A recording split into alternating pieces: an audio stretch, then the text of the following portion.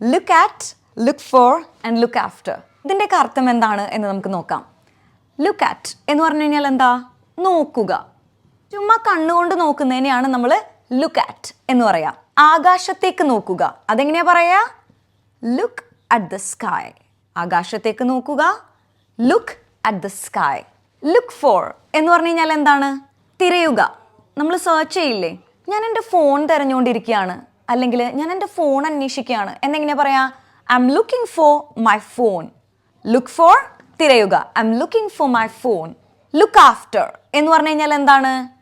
നോക്കുക എന്ന് നമ്മൾ നോർമലായിട്ട് മലയാളത്തിൽ പറയില്ലേ? അതായത് എൻ്റെ മാതാപിതാക്കളെ ഞാൻ നോക്കും, അതായത് പരിപാലിക്കുക. കണ്ണുകൊണ്ടുള്ള നോട്ടല്ല, ഞാൻ എൻ്റെ മാതാപിതാക്കളെ നോക്കും എന്നെങ്ങനെയാ പറയാ? I will look after my parents. I will, ഞാൻ നന്നായി നോക്കും.